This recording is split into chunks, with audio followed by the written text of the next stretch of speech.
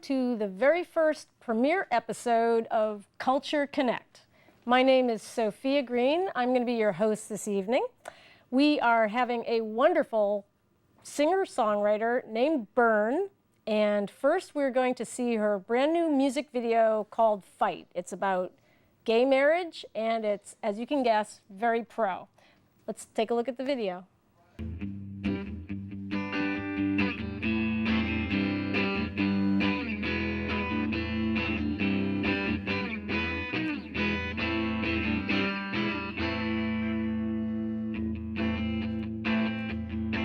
I'm gonna fight for the right to love you.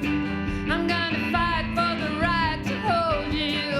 Gonna fight for the right to marry you if I want.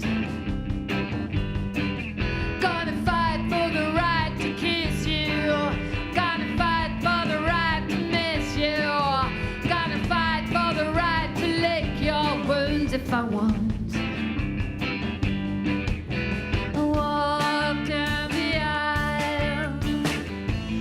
With a smile, even if it's 100,000 million miles to reach you. Second-class citizen I won't be, especially in my own country. I want to open every door, play the game. I ain't different. You are different, but more than that, we are the same.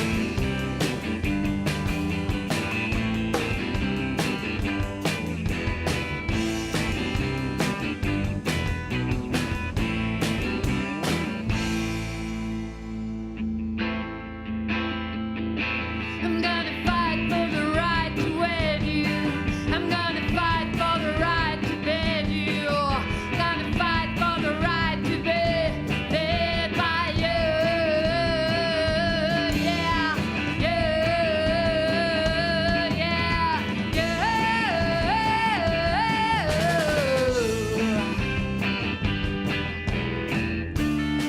You don't ask and I won't tell. I'd rather be in hell.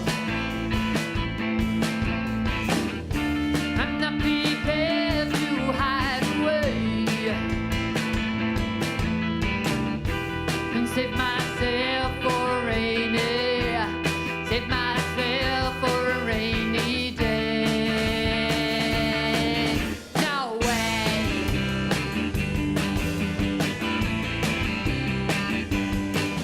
No way,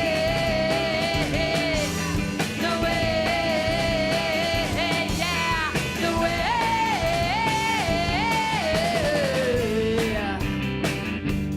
yeah, no way, no way, yeah, no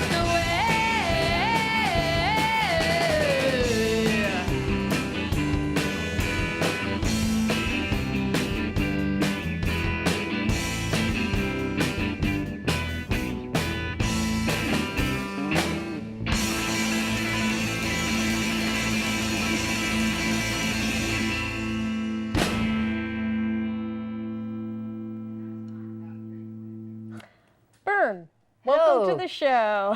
Thank you for having me. How you doing? Great. That is quite a song. Can you tell us a little bit about how you mix social issues and your music, how you came to do that?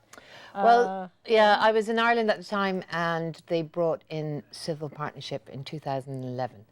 And there was a huge movement against the civil partnership. I was one of them. I wanted to go for full marriage rights because I felt that civil partnership was rendering gay people second-class citizens. Interesting. Because, you know, there's a lot of rights that you don't have with civil partnership. Okay. You know? So I wrote that song. I was just sitting at home and just messing around with the riff, and song came out. So, Wow.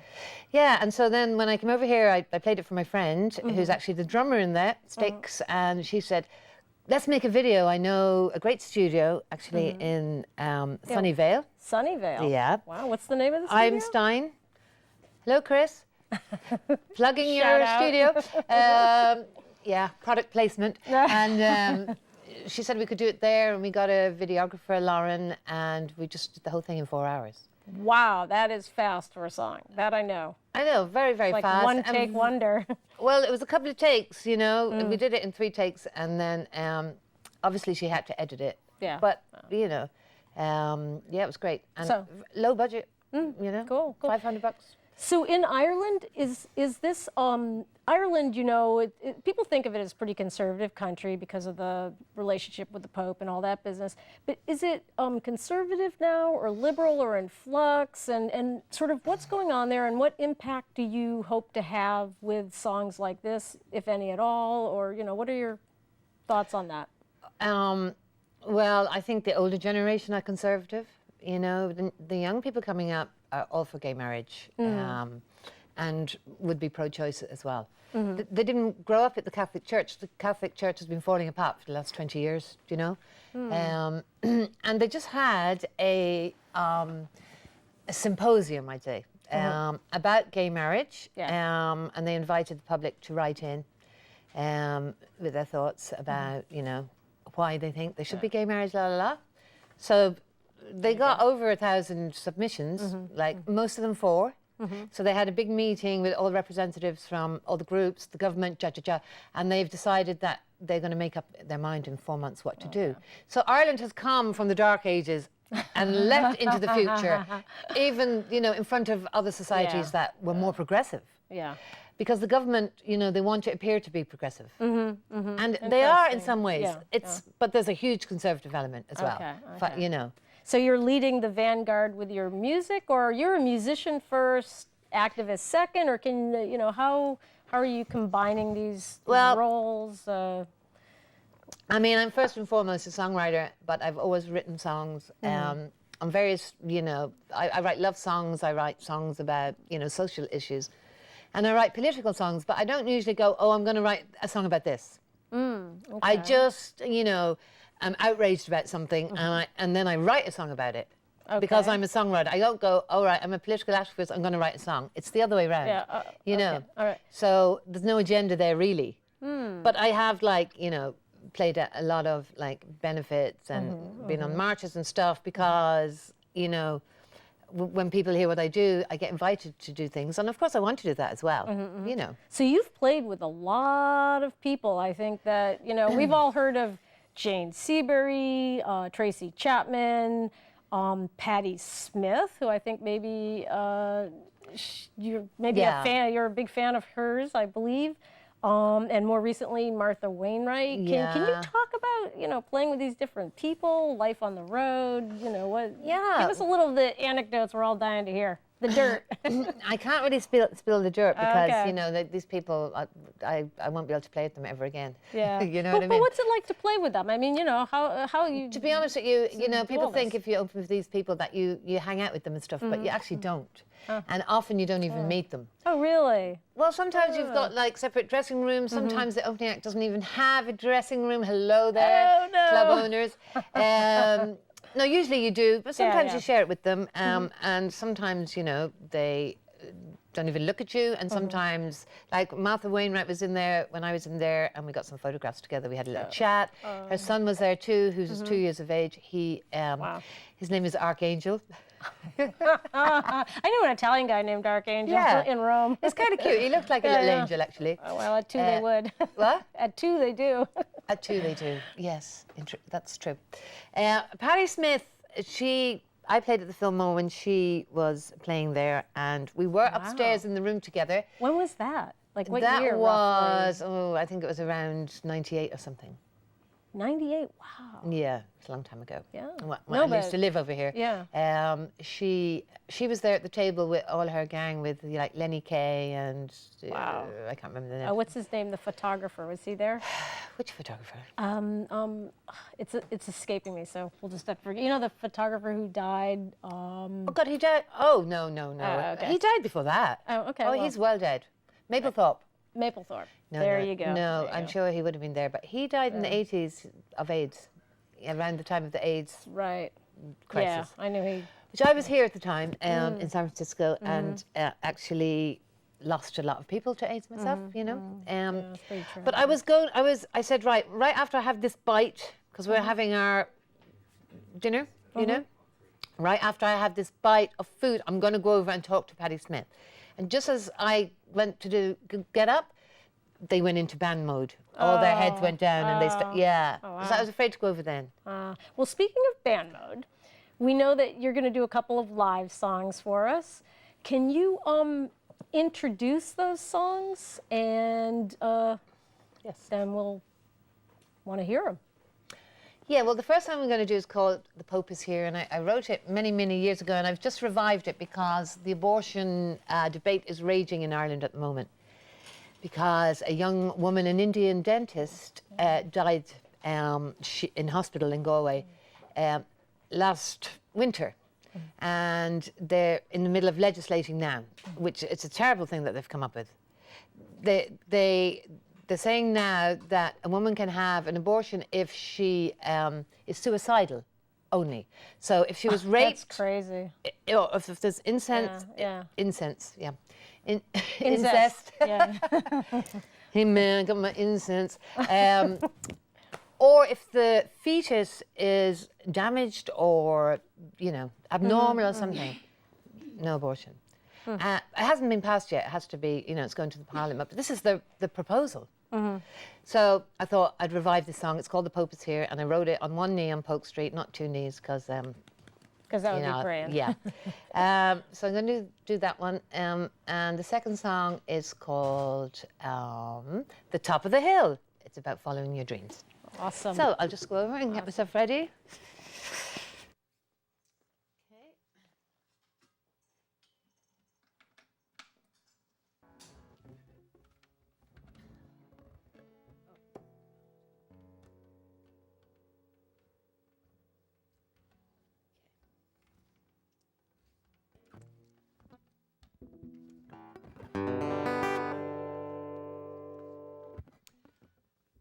The Pope is here.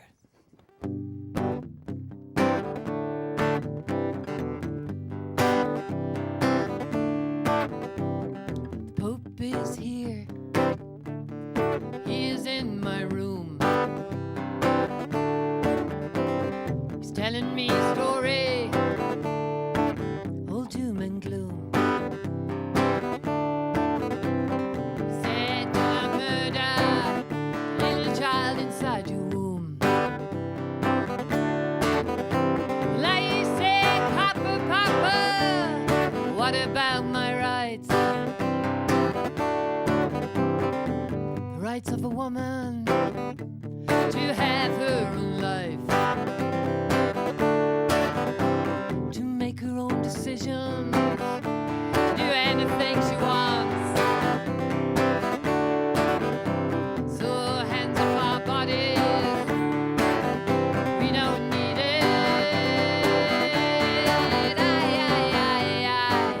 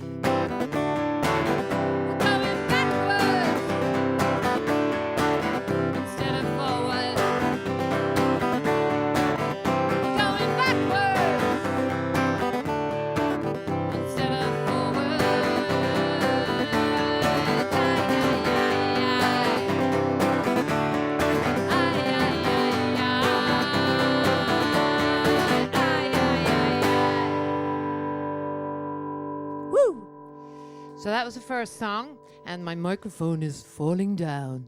But that's okay. Won't be the first time in my life. Okay. So this next song is called The Top of the Hill. And it's about following your dreams right to the top.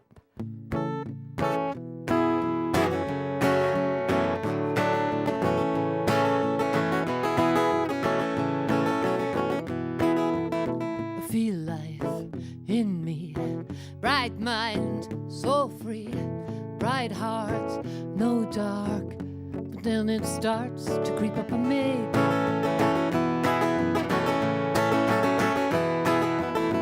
feel blood in my veins, swirling, living, I am alive, happy but sometimes scared.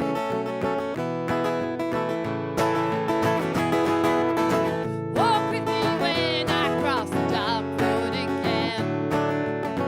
Walk with me, hold my hand until I am there.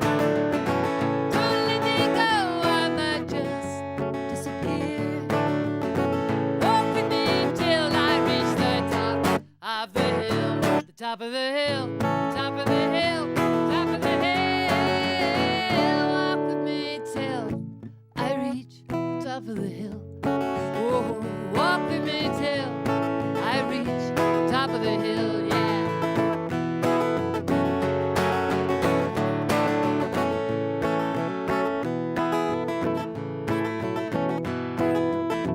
I am awake at last. I take my time, no rush, just here right now. With me, I am with me. I am awake, a little give and take is good for you, for me, for us, for everyone.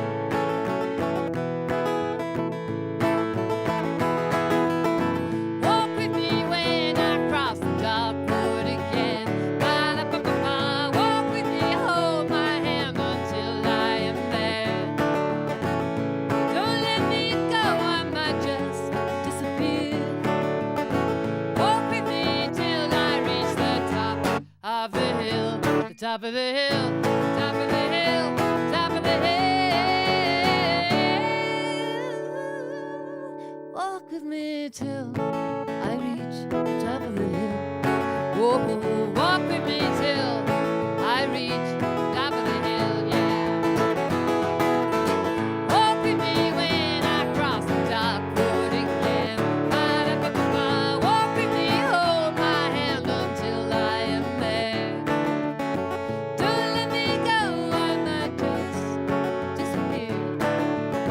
Walk with me till I reach the top of the hill, top of the hill, top of the hill, top of the hill. Walk with me till I reach the top of the hill. Whoa, walk with me till I reach the top of the hill, yeah. The top of the hill, whoa, top of the hill, oh, top of the hill, whoa, top of the hill, top of the hill, whoa, that top of the hill, whoa.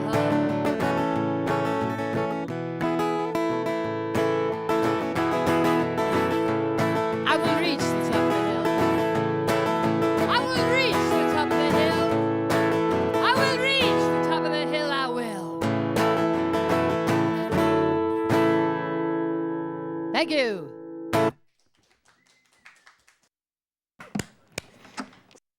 Hill. Some days does it feel like Everest?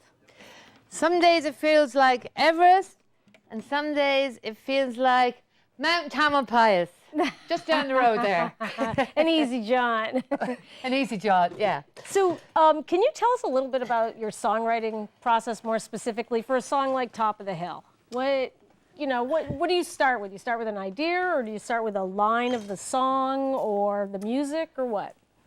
Well, that particular song, I wrote that when I was going through my Zen Buddhist phase.